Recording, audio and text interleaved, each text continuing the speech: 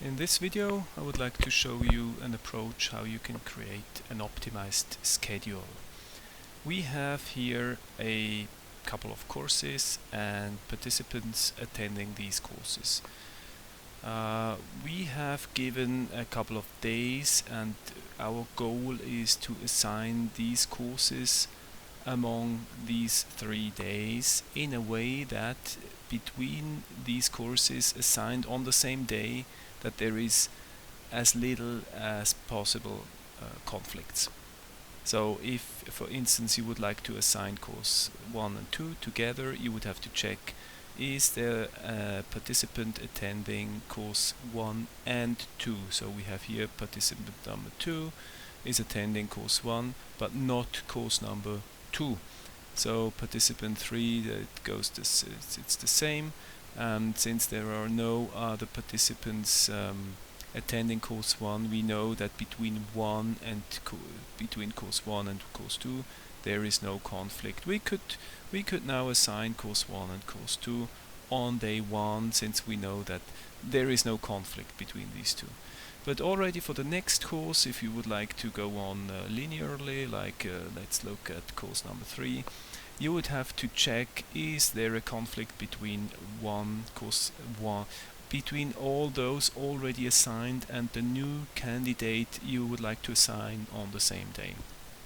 So maybe course number 3 is in conflict, has no conflict with course 1, but probably maybe with course 2. In this case, you couldn't assign course number 3 here, you would have to assign it here. And so this way you have to go through, and it's quite a tedious work, even with a small amount of courses and participants. And since this is just an example, probably you have way more courses and way more participants. It's really error prone to do it manually, and it's also taking a lot of time. And anyway, you shouldn't do it this way, because probably you will not find a good solution by just going on like start with course 1 and then go on like this. This will not create the optimal solution. This will just create a solution, and that's not what we really want. It's about optimization. And what we need is we should know about all possible combinations between courses and the respective conflict there is between these configurations. So we need a conflict matrix. I can show you a way you can how this can be done. You can click here on extras, macros, macro edit, and then you will find the next dialog. Usually if you're working, this is the file we are working on. If you open this for the first time, you have just one module, and here you have the subroutines within this module, and the default subroutine is called main. So if you open this for the first time, you'll just see main. We're gonna edit this, and then we find ourselves in the editor. This is where you write the code, and you can also run the code. You can go through the code step by step. You can do everything necessary that allows you to really create code. So the subroutine I want to show you is the conflict matrix subroutine. It consists of a few loops, 3 of them, do until, and then a condition until this is given, and then if it's not yet given, it will loop back and go through the whole procedure again. And the next thing we need is if conditions, 2 if conditions, and that's basically all it takes to create a conflict matrix. You'll see in a minute, in a second, how it looks like. The other way, the third command that you really need, and it's quite hard to find these commands. At least I had a hard time finding them.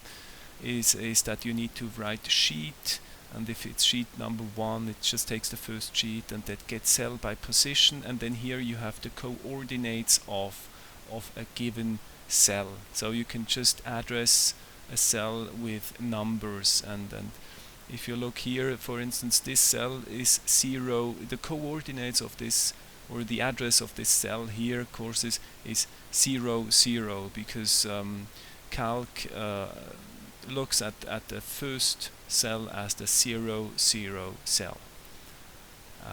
Just for you to know that might be a useful information. So what we're gonna do next is we're gonna create a conflict matrix. This code works for any kind of any number, any amount of courses and any amount of participants. It just with some distance the next table is created. That's quite makes it quite easy to solve any kind of problem you would like to solve. So just to show you, I'm gonna run the code now. It will create this matrix here. So this is it.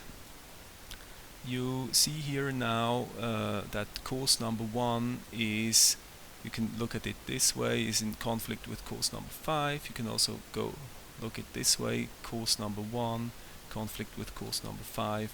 So you have all courses here and here. This is the matrix, and this shows you all the conflicts there are for every possible combination of the courses. This is basically what you need to really do a scheduling to schedule the courses, if you want to do it in a good way and if you want to minimize the amount of conflicts. This column here called sum, it's just the total sum for any given course. Course number 1 has a total of 4 conflicts. The count sum column stands for the amount of courses who are in conflict in this line with course number 1. So if you take this line here, you have sometimes between, for instance, course number 4 and 3, you have 2 participants attending both courses. Usually you have larger numbers here, because this is just this is really a very small example, and it's just randomly assigned 1 and 0. So usually you have more. And nevertheless, the count sum stays the same. It just tells us that course number 3 is in conflict with 8 other courses, no matter how many, what the exact number of conflicts between any given combination is. So this is this count sum column is what we're going to need for the next step, which is the Welsh Powell algorithm. This since you have to be aware that this is a combinatorial problem. If you really want to find the optimum solution, basically you would need to go through all combinations and check what amount of conflicts it creates, and the combination grow exponentially. So maybe it would be feasible to do it with 15. It would probably take a long time to calculate it, but as soon as you have 100 courses or even more, it's impossible. It would take a million years or something. It's just impossible.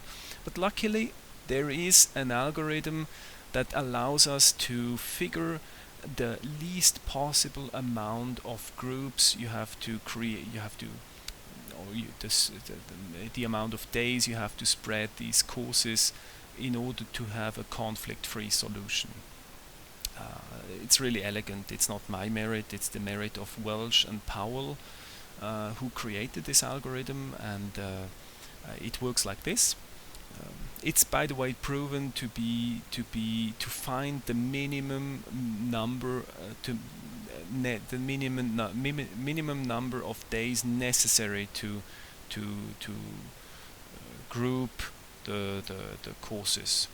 So it's awesome. Even though it would be impossible to figure out to go through all the combinations, this algorithm gives you this. It just creates the optimum. And maybe I just run it so you can see how it's done. You can get an idea before I explain you how the algorithm works. go down. This I call it Welsh and Powell. These are well-known people. It's a well-known algorithm. I read about it. Mathematician wrote about it, and obviously it's proven to be the best possible solution. And I just believe it, even though I haven't gone into the details about why this is the case. I don't know about the proof, but people wrote that it's proven, and I just believe it now for the moment.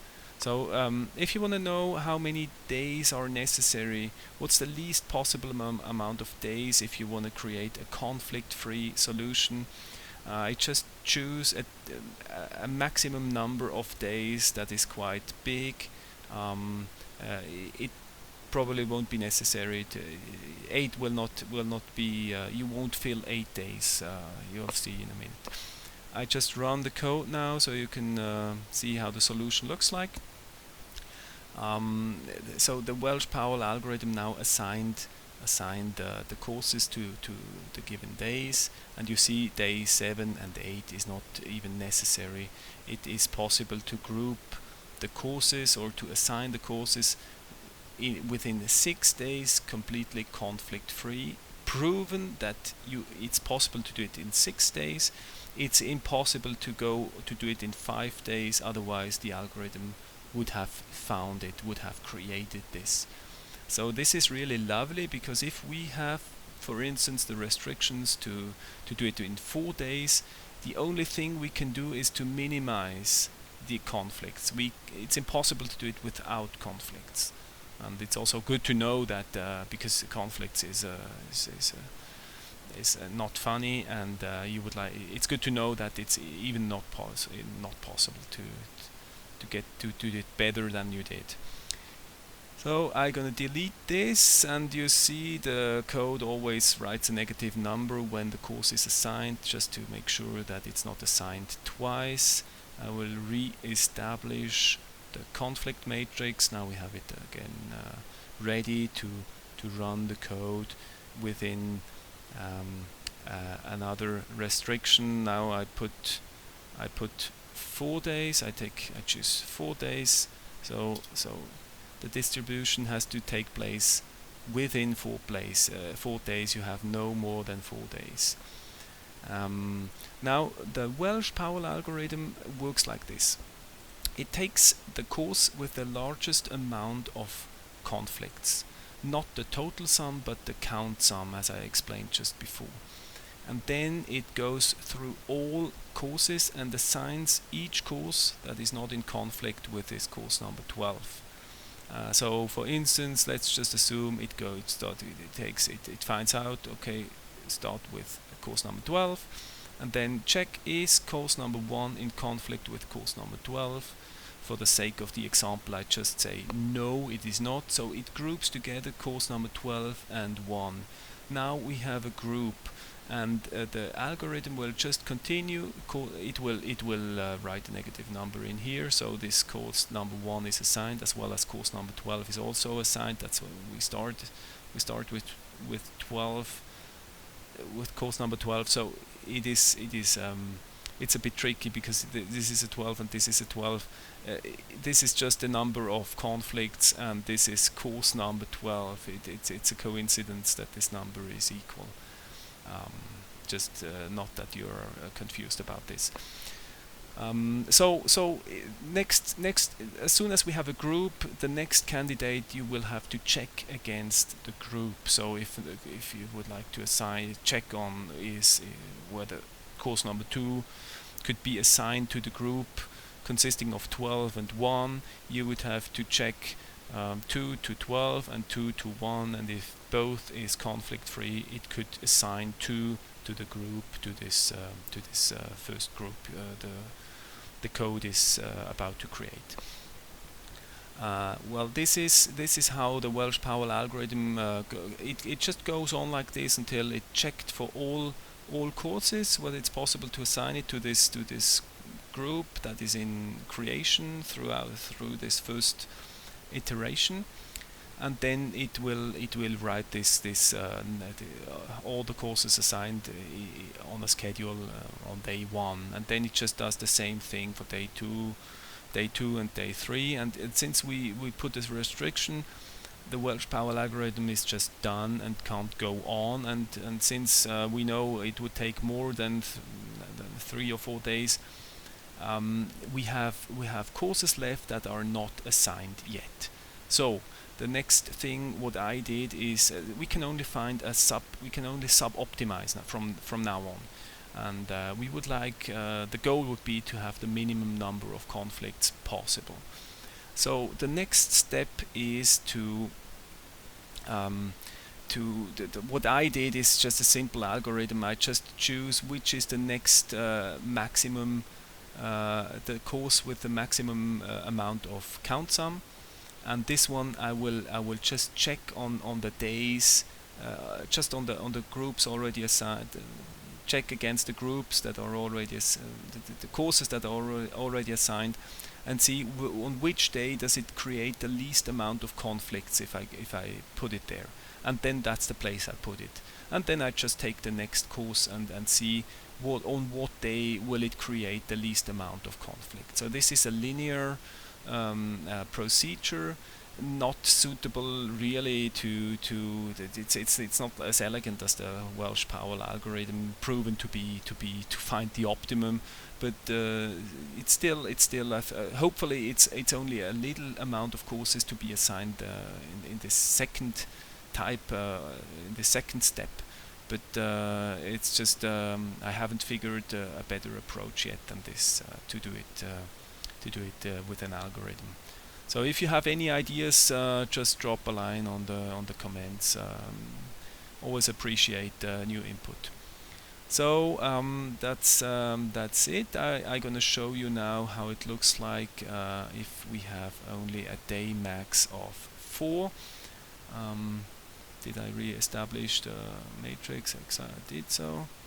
So now we have a new assignment. We have now the max, the day max set to 4. We have assigned all the courses within these 4 days, and this creates a total amount of conflicts of 6.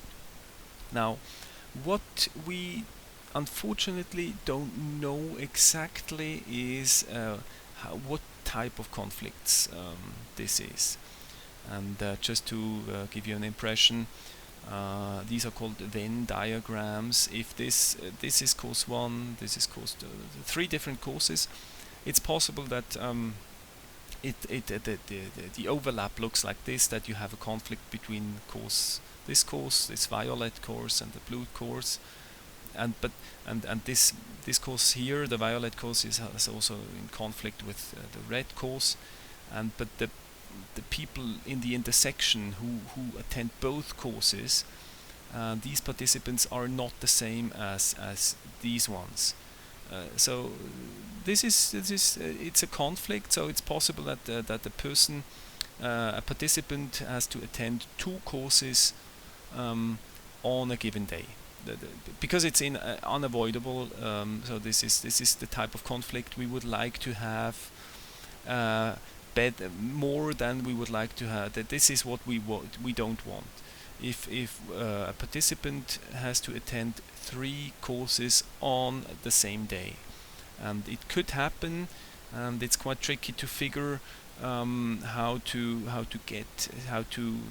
kind of evaluate the conflicts that is it this type of conflict, a simple conflict, or is it a triple conflict? Just as an input, what you can think about how bad this, and since if you would elaborate on this, and you would have to choose what is more, if you have one conflict, a triple conflict, what is equivalent with? Is it if you have 10 simple conflicts, so 10 people have to attend 2 courses on a day? Is that worse, or is it about equal if 2 persons have to have a triple conflict on a given day? So it's kind of tricky to interpret what would be worse given the fact that you have anyway conflicts, as it is proven that you would need 6 days to be conflict free. I think this is maybe a few words on working memory of human beings. It is known that within the active memory you can only keep about 5 to 7 items. So working with a matrix that you have a lot of information, you should process parallel or kind of keep the overview. It seems like impossible, as this memory restriction of a human being is just limited to absolutely max of about 7. It's not more than that, and it's well known that it's not more than that. So it's more, and probably you would not find a solution as good as this if you just did it manually by looking at the matrix. And you have to consider also that this matrix is extremely small. Usually it is really big, and so this makes it even harder to keep an overview on the situation and on what's going on. Let me just remember, there is something more that I want to tell you. I think that's it. If you have to solve a problem like this, I wish you good luck, and if you have any suggestions, please don't hesitate and drop a line below and let me know about it. Thanks for watching.